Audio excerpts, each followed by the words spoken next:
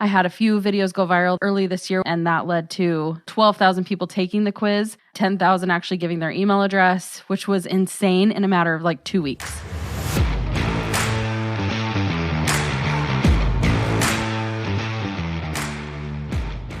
Welcome to the Millionaire University podcast, where today we are talking to my good friend and fellow entrepreneur, Kirsten Tyrell, about how she recently, from a TikTok without spending a single dime in paid ads, gained over 10,000 email subscribers from one piece of content. Not only is she an amazing businesswoman and a mother who's homeschooling 3 kids, she's one of my favorite people to talk to. She loves business, she loves learning, and she has all kinds of gold nuggets to share with us about how to grow your business through quizzes. Now, before we get started, you might be wondering, why quizzes? Well, according to Real.com, quizzes are more than 20 times or 2,000% better than pop-up email collection forms. That's crazy. And they get 400% more engagement, time on your site, than other email opt-in sites. And that right there is very interesting to me.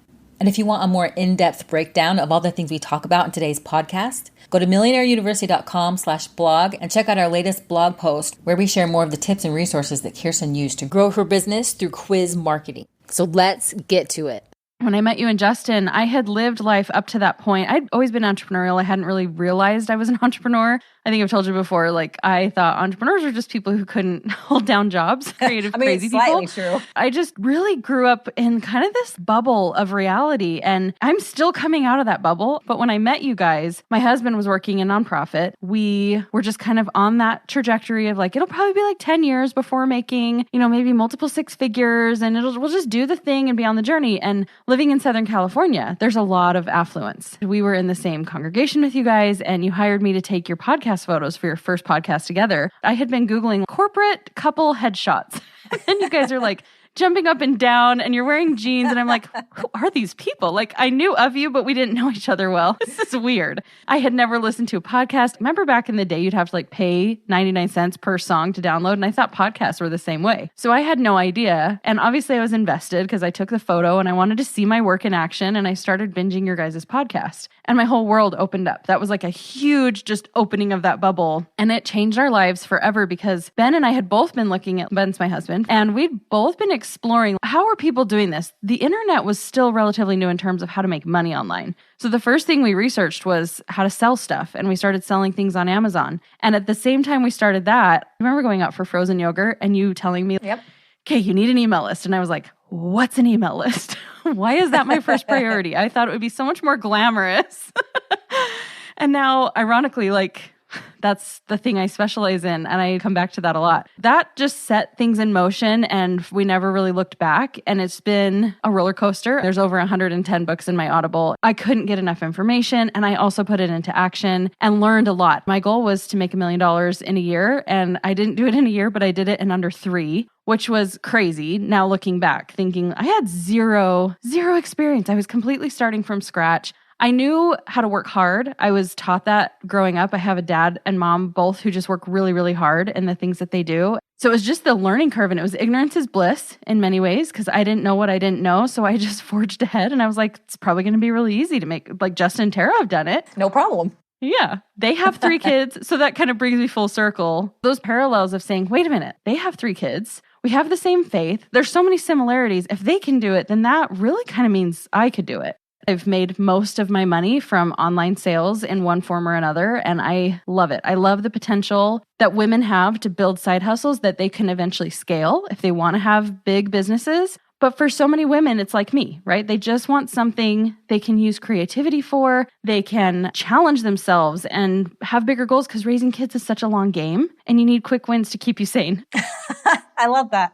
Started a podcast because you guys opened me up to that world, and that has actually opened more doors than anything that I've ever done. That was almost 8 years ago that I began, and you've been a guest on my show now 4 times, and I love it. I love communication. I love interaction. And marketing is so fun to me. It combines my love of human psychology and just understanding things, and also just strategy and numbers, and it's such a fun game. Well, speaking of the game, let's talk about some of the things that you're doing, how you're using surveys to capture emails. Well, ironically, when you first started your podcast, your Aim and a Millionaire one, you guys had a quiz on there, but it wasn't as intensive as the ones that I build now. It was kind of like, do you have what it takes to be a millionaire? And it was pretty much yes for everyone, I think, because everybody really yes, can. I do. So I actually started using quiz funnel marketing which is a really fancy term for interactive quizzes, similar to what you'd see on BuzzFeed, but with a lot more strategy. And it was just the solution to having the same conversations over and over and over again. And I had an assistant at the time who actually built it out on ManyChat. It's still like a very powerful tool online. And she had this like complex web to where if they asked this question, that would take them to the next one. And it was just so amazing because it would help them find the right colors that would match them for makeup. It completely obliterated the time commitment to having to like go back and forth in email. There was even a place for them to upload a photo and then I could like make sure that the results were correct. I started to see the most incredible thing with the power of self-selection because instead of me hovering or telling them what they should buy, I presented some options, but then it kind of set them in motion to go build their own carts. And I remember having a customer order who I'd never spoken to. I was using a lot of passive marketing with Pinterest. I wasn't running ads or anything. It was all just organic. And this customer who I'd never met spent like $750. There was one order for $600 and then $150. I'm like, I don't even sell that when I'm trying really hard. This thing is selling better than I can sell. And I just couldn't ever go back because it was able to open up doors for me to do more different things in my business. So the sales were just always happening, whether I was selling or not. It just kind of evolved from there. And then I started having people want me to do it for them. And I was like, oh, that's kind of scary. I don't know. Like, can I get the same results for other people? And here we are now. And it's one of my favorite things to do. And there's so many tools that help me do it really effectively. And it's just fun. It's fun for customers. It's fun for my clients who want to have something unique in a fun way to have people opt into their business. And you need leads. Like, you don't have a business if you don't have a constant, steady influx of leads. And why not have it be fun for everybody? We all know the game. We can smell a funnel a mile away. So at least we can make it a little bit more intentional, have it more interactive, and have it more engaging so that we're all enjoying the process. Because sales is fun. I love sales. I love that when you talk about kind of the self-directed process. I'm like, oh, this is smart because I like that myself. It's like when you walk into the mall or you go somewhere where the people are like, how are you doing? What do you want? You know, they knock on your door when you're literally in the dressing room and they're like, how's it fit? What? You're like, get out of here. Just, I want to buy something, but I don't want you hovering. Leave me alone. Walk us through that. If I was a client coming to you, how would you break that down? And then let's say I'm a mom at home who's going like, I think I could do this, the different scenarios of client approach, and then also how do I do this for other approach? It's a reverse engineered process. It's what's the objective. And so we start with actually all the way at the end. What are they selling? What's the product at the end? And how can we solve a smaller problem that gets them ready for that purchase? So it's obviously going to look different whether you have a product-driven business. And I have a quiz that your audience can take if they want to see this in action. They can actually take my quiz. And that separates you into a bucket that tells me where you're at in business and which one would be the best for you and which would actually help you have the most success using a quiz in your business. But overall, it's, okay, where are we taking people? And then what's the next step in the middle of that? And then what do we need to do at the very beginning? And then it's really just looking at their ideal customer. It's looking at their pain points. We do a lot of psychological deep dive into understanding what is something that's going to totally capture their attention, what's going to make it really intriguing for them to even want to start the quiz, and how do we make it intentional for both? Like I mentioned before, it's kind of like a BuzzFeed quiz where it's just like, what Disney princess am I? But it's not, because that really serves no purpose than to keep you on that website so they can get Google ad revenue. This is really to help you as a business owner figure out as much information as you can about that person so you're delivering them the right content at the right time. And we can get into the whole retargeting strategy because that's like actually my favorite part of it. I reverse engineer, where are we taking this customer and how can we get them right here to the point where this quiz is going to be super beneficial for them and we can give them a lot of value to where they're going to start to like, know, and trust you. How can we infuse your brand, your voice, some connection so there's a little bit more than just answer these questions. I like to have that dynamic characterization in there, even using really creative copy that matches their voice so that really even by the time they're done with the quiz, they're already a lot closer to becoming a customer than when they stumbled across it. So it can take completely cold leads, super warm, or it can take warm leads all the way ready to purchase, just depending on what your goal is and where that's going to fit into your business. I actually am a really huge advocate of as much passive marketing as you possibly can do because I'm busy. Obviously, you mentioned I'm a homeschool mom.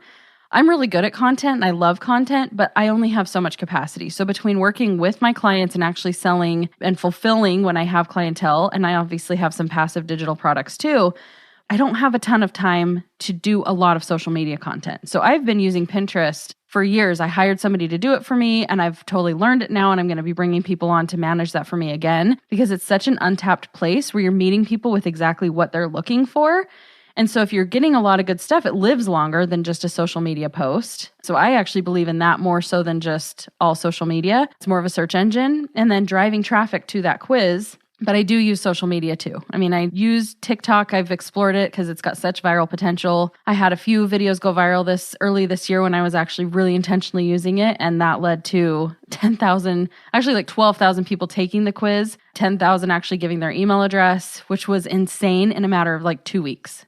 It starts a lot with the visibility of making sure that you're talking about, in whatever platform that is, driving traffic to the quiz. So content awareness is really important than just throwing it out there, but you can do it in such a myriad of ways. And then that just fulfills the whole process. Okay, so let's say I'm a mom or anyone. They don't have the money to put into paid ads. They want to do something a little more organic, like social media. They're putting the message out there, hey, I've got something special. And then they click on that content or they check it out. And then that takes them to your website where the survey is. Is that how that works? Or the quiz is actually on the content piece? No, the quiz would be on your website. We obviously want to get a lot of SEO, a lot of traffic to your website. So I always host it. I embed it. I use a platform to build the quiz, and then I just embed that on my own website. Whether it's organic or paid traffic, I'm sending all that traffic to my website so that I can retarget. So I can basically tell if I ever want to run ads or just gather that data. I can provide content to people who've already come to my site. I know they're warm. That's the basic process of what happens. They come to my content in some format or another. It creates intrigue. It creates curiosity about the quiz itself. The one that was really viral was actually what side hustle is perfect for you. Like I called it the side hustle quiz. So right there, my content, when I'm talking about the fact that I have a side hustle that can generate more than somebody who works at Target, or I talk about my first $1 million that I made, that's going to create a ton of curiosity when that video goes viral, or somebody comes to Pinterest and they search, how can I make money from home as a stay-at-home mom? And then they have this quiz and they take it, and it's going to give them a pretty comprehensive rundown. It's not just this silly like, oh, well, you should do Uber Eats. It was like a whole extensive profile of the ideal side hustles that they could do within my realm, right? I'm not going to be the expert of everything, but I'm going to say, based on the way you answer these questions, you would really thrive with freelancing, or you would really thrive with selling digital products in the background, or you would really be a great course creator or a coach. And so I based those on my specialty, and that just gave me so much insight about people who are interested in this kind of content. Where are they at in terms of levels of work experience? But it's just so powerful because of people's curiosity. We always want to know more about ourselves. So it's a really fun, low pressure way to jump into somebody's world when there's something in it for you besides just a PDF. That's such a good point. We are so fascinated by ourselves. We love the quizzes. You're this, you're like this. We're so fascinated with our own identities and the potential to make money. Okay, so you have these content pieces. You drive these people to your website. They fill out the quiz. You get all this good information. And then you have a software that kind of funnels them into these different categories that you then retarget and advertise to, or email or reach out to and say, I noticed you're interested in this. And then you can sell your product at that point. Yeah, like I said, the quiz, if you take that one, it will give you a really direct path how it can benefit your business. I had a client who they had a drop shipping store for women in like their 40s, and they were struggling to get leads. And so we created a quiz to help them find their perfect mom style, and really targeted to the pain point of like, you've been dressing your kids, but you've forgotten about yourself, and now it's your turn. And so it was to help them kind of rediscover their perfect style. And then people take the quiz and they don't just get a profile telling them what they would likely feel most comfortable in. It's a curated set of pieces that they would be most likely to enjoy purchasing. So then when they're running ads or they're creating more content, they can specifically say, hey, mom on the go, this would be a really great pair of shoes for you, or this is a really great hat. The same applies in slightly different ways if you're selling digital things or you're selling coaching. Real estate agents right now, huge need and desire to get more leads. It's such a huge need for their business, all businesses, right? But I found that's right now an audience that's really in dire need because it's harder to sell houses than it was a couple of years ago. And it's just a unique way to stand out and not just drive ads to like, get my listings. Okay, so let's talk numbers a little bit. Someone reaches out to you, they buy your product. What kind of numbers are they able to get? And I know that varies depending on how good their copy is and what their product is and how advanced they are in their business. I'm sure you could take different people to different places. What is the I pay this, but then I get this analysis? Just to give kind of numbers, even with ads, it's a really cheap ad cost. I had a client once who we finished her whole quiz funnel, and she was like, I'm getting 25 cents per lead. Is that good? And I was like, yeah, that's really good. That's insane. it's such a low pressure thing and you're not selling a product directly. And with that being said, obviously the qualifier, they're not always going to be the highest quality leads, right? Because you have people who are just like, oh, I'll take a quiz. I'm not even that interested and I don't want your thing. So you're going to have some, like of those 10,000 people, I would say maybe half are going to be viable, but it's still, I got them all for free. If I am going to pay to run ads, I'd rather run ads to a quiz because either way, if you run ads to anything, you're going to have people who just want a freebie. So the return on investment in terms of what they're paying me and then what that's able to generate is so varying. And it's such a long game, just like anything in business. But I can tell you the open rates with email are higher. Their click-through rate is higher. So their ability to find more engaged subscribers, even though you're going to have those that are just like looky lures wanting to take it. That same girl and a couple others have been like, I think that one had an 80% open rate with her emails. And mine are usually 50 or higher when I use the quizzes because they're like, oh, I actually want to read this first email. And if you get people to read the first one, they're more likely to open the next one and the next one. So giving them even more value and saying your complete quiz results are in your email or go check it for this. It's got such a really heavy starting point for people's businesses.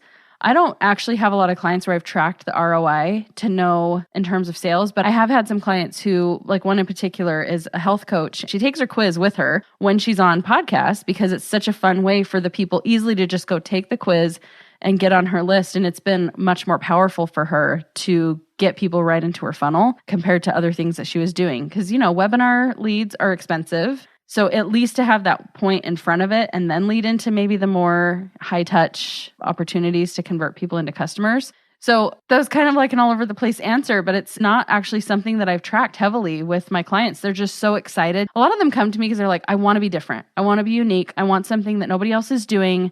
I don't see anyone doing this in my field. I actually haven't done any cold outreach with that offer because people discover it. There's not very many people doing what I do, which is cool. And so when they go on Instagram and search quiz, my bio is probably going to come up and they will hire me right away because they know they want something different. They know they want something unique and they really want to collect that data or they just really want their business to stand out from all the other people who are doing the same thing. That's the benefit to them mostly is give me the data. I want to know where they're at. I want to know how I can serve them. How long does it take to set up? How long does it last? It's good for a month and then it kind of dies out, or you just keep evolving it, you shift it?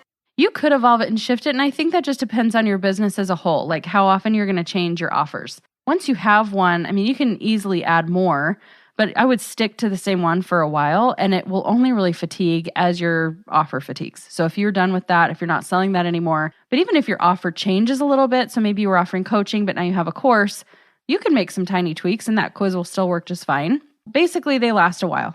They can last as long as you want them to last. It's not something that has to be changed or updated very much.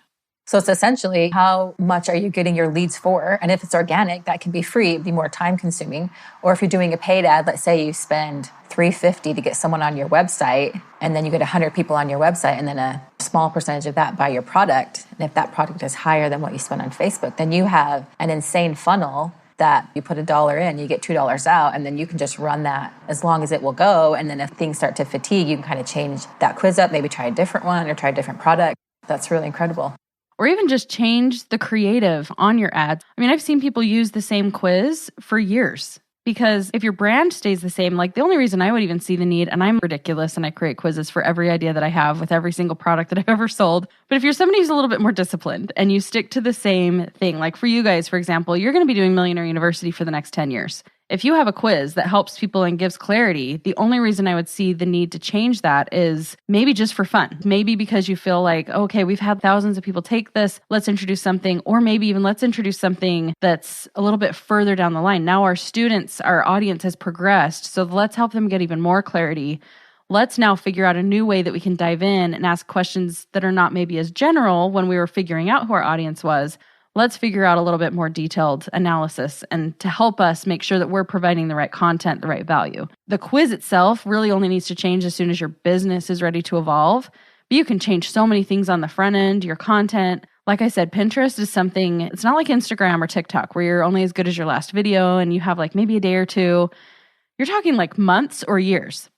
There's pins that I still, from like 8 years ago, still have so many clicks and traffic coming to my website. Because once it's basically told Pinterest, this is a really good thing, and people search that, then yours is always going to pop up. So if you take the time to make a lot of content driving traffic to that quiz, you could literally just have something kind of sitting there not needing a whole lot of attention, especially if you're having it go to a passive product, it can live for years and generate income for you. What's amazing about these quizzes too, is you're getting information for yourself. So I'm thinking about the evolution for you. For me, when we started flipping houses, we loved working with a client who was already making six figures, and we knew we could get them from 6 figures to 7 figures. And that was kind of like our bread and butter spot. That was our favorite.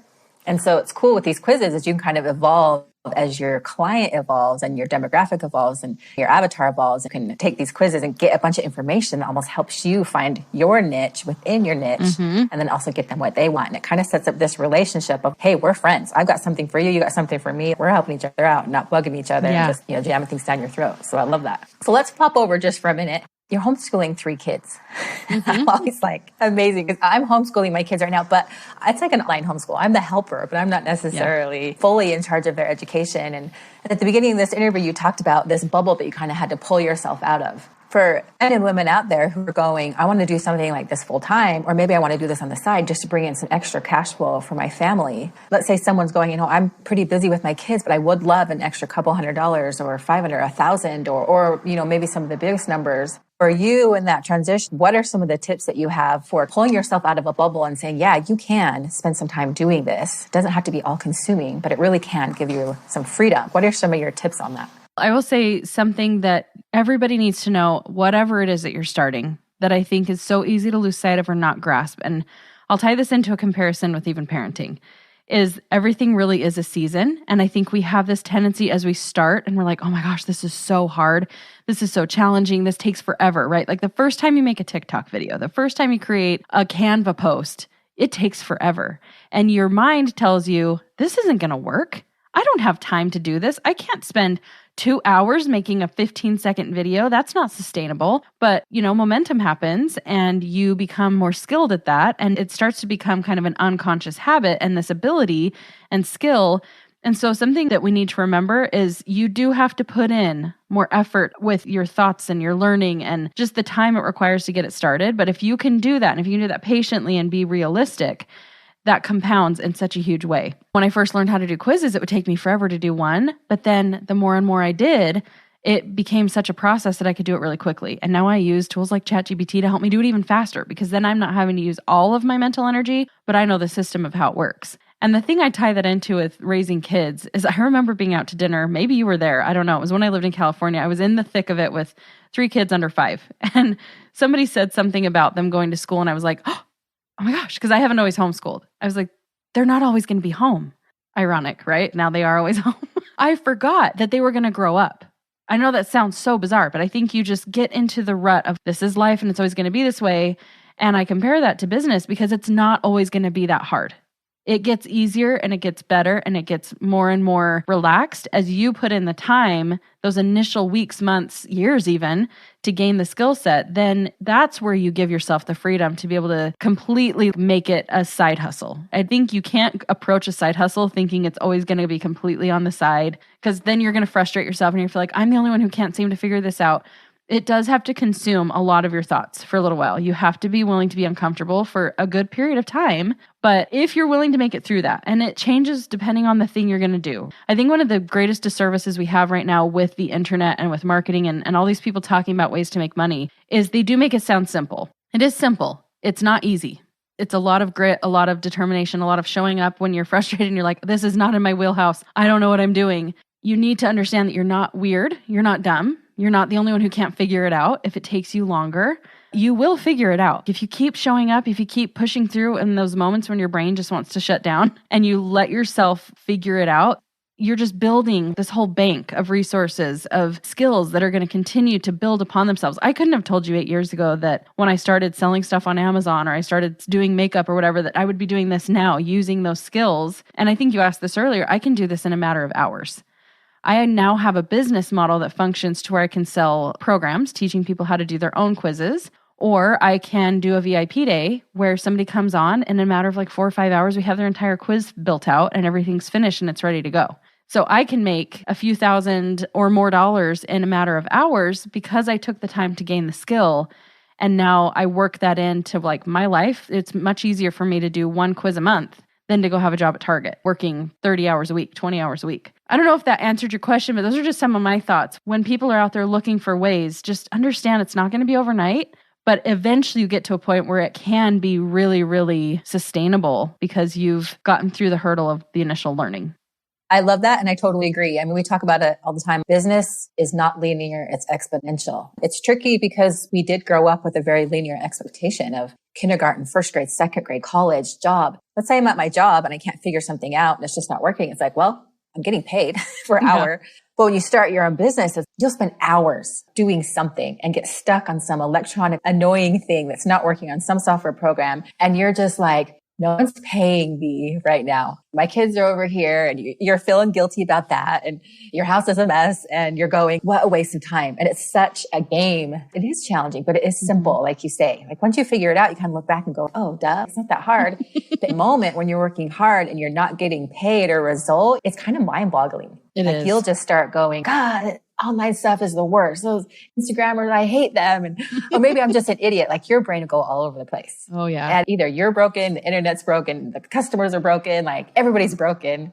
Like you said, you have these assets, these skill sets, this knowledge, this wisdom, and also the eyes to look at it and go, I know how this works. It takes time to build something, takes time to get some momentum. Once you do, you can make thousands of dollars because you have the skill set, you have customers and engagement. And then you have the ability to, in a month, make more than you were making in Target. And I'm like, it's so true. I love that. There's so many gold nuggets, so many things that you shared with us. And I really appreciate just who you are as a person and your passion for entrepreneurship. I'm so thankful for you guys opening up that world to me and just being a part of my story. I think one of the best tips that Justin has, and I tell people this all the time, there's a million ways to make $1 million. If you try to do them all, you won't make any money. I have put that to the challenge and I have tried multiple ways. And now I understand what my skills are, and it's only because I dabbled and I tested and I tried, and it's just enjoy the journey. Don't be in a hurry to be successful because you're going to look back and know that it was all the learning and growing that was actually the fun part. I just love what you guys are doing and helping people to accomplish. And everybody else who listens, just know I'm right there with you. I've been doing this 8 years and I'm still learning a ton from Justin and Tara. Just keep going. It's so worth the effort. It does pay off. And for everybody listening today, can they go to find out more information about you? You talked about a quiz that they could take a look at. So you guys can take that quiz. It's actually at quizfunnelquiz.com. You can also find me. All my social media handles are just under my name, Kirsten Tyrell. It's spelled weird. It's Tyrrel. Social media, Kirsten Tyrell. We can chat all things motherhood, entrepreneurship, interactive marketing. It's all fun. I love it.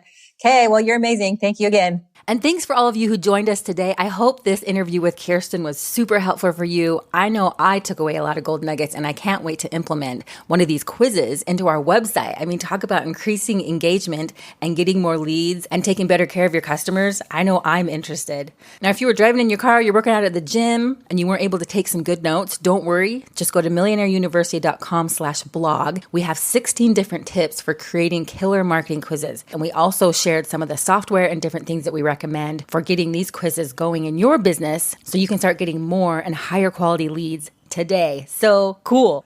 And stay tuned for next week where Justin talks to his partner, Trey Richards, in our software company about how you can create your own software company as well. We'll see you next time.